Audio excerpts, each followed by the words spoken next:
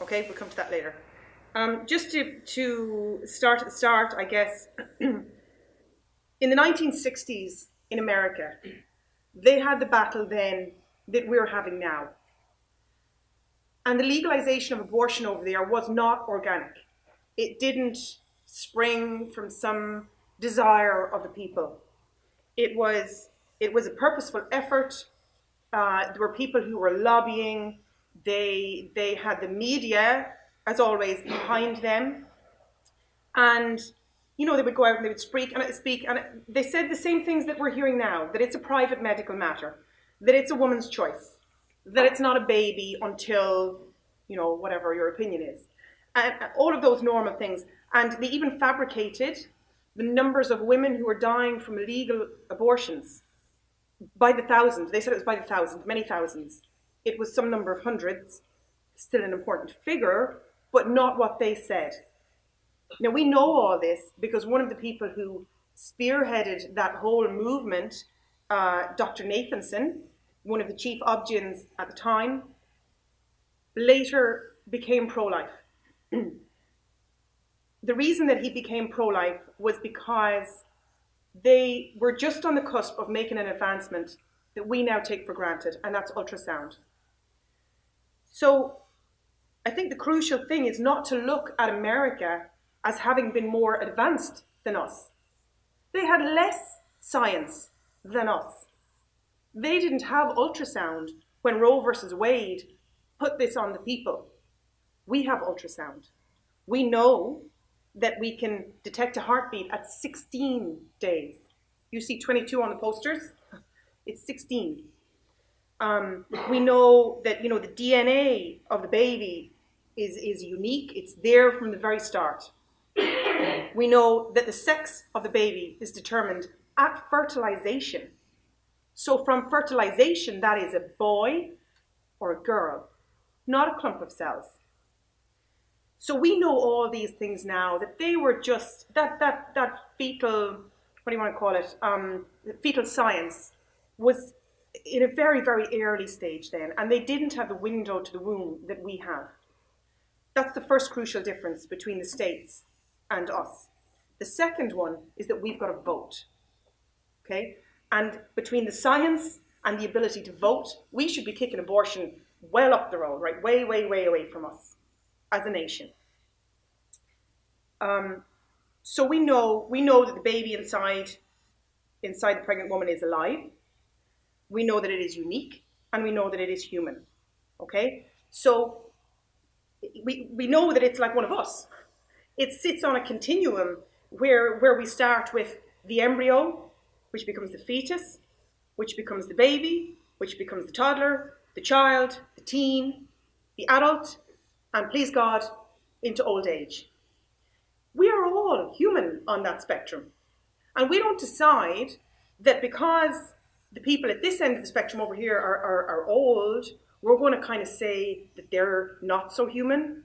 And we don't decide that the people at this end of the spectrum, who are very, very young and tiny, are not human. We can't do that, because all that means is that we're saying that because of their age, we're not going to protect them. You can't do that to a band that's a particular age. This brings me to my next point, and I suppose this is where I start to get disliked. That's okay. I'm going to lay into the men, okay? Just bearing in mind from my previous point that this is a human, you know, it's a person, okay? Men, guys, the polls and the research show you are the least decided on this issue. Sorry to say. And that's interesting, and I get it, okay? Because let's face it, the woman is the bearer of the child. So we have to put up with whatever comes with pregnancy, all the aches and the pains and the gripes. But more than that, we're the women who, when we are pregnant, maybe, I don't know, take your pick of the problems, okay? We could be pregnant with cancer. We could be pregnant with all sorts of illness, with families to care for, with work to do, study to do. We could be broke, possibly abandoned, on our own, caring for other kids with special needs. I mean, take your pick. Women are strong. Okay, we're strong, but we don't always know it, unfortunately. And I don't want to diminish those difficulties. They're very, very real.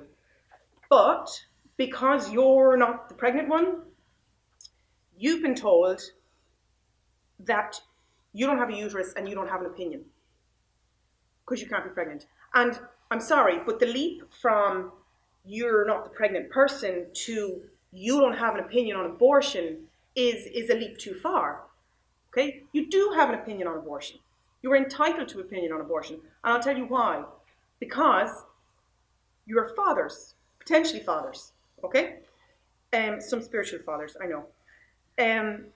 Every woman who has travelled from Ireland to England for an abortion, or taken a pill, or stopped the heartbeat of their baby from time immemorial, those heartbeats and those babies had fathers. Now, I don't even know anymore what the figure for abortion is over the last 5 decades, maybe 60 million, okay? Look, I know some of those women, they went out there and the fathers mightn't have been happy that they had an abortion, maybe whatever, but we wouldn't be at 60 million if every man stood up and said, I'll help you, I'll support you, I will be there. There was no way we would hit 60 million. All right, so there are men who are sitting back. Men, you have a right and you have a responsibility.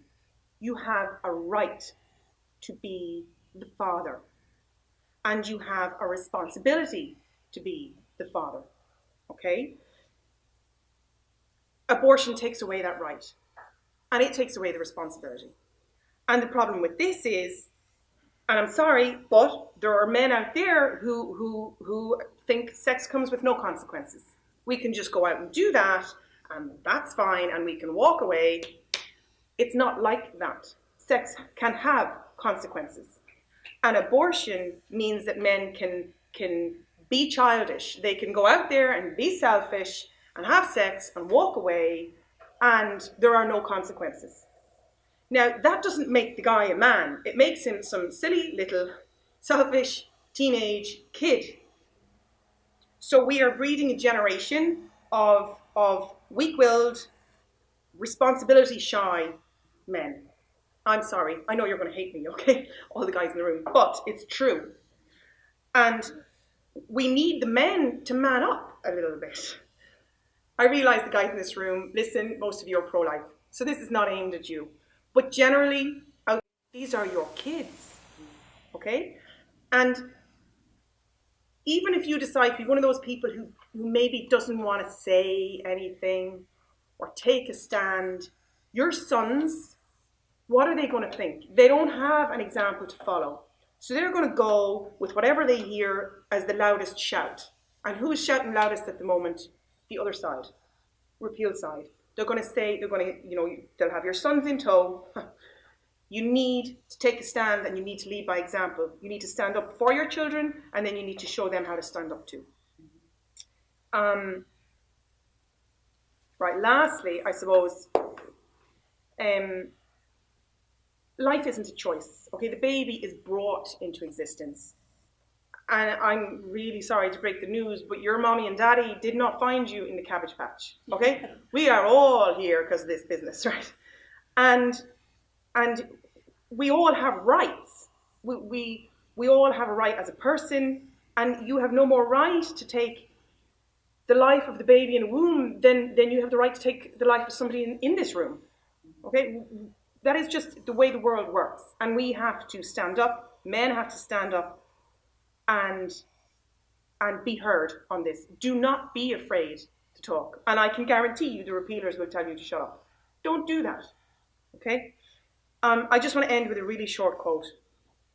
You can't change the world. No, you cannot change the world, even one person's world, with indifference.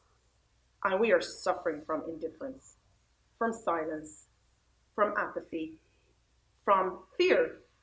Men who are scared to speak out.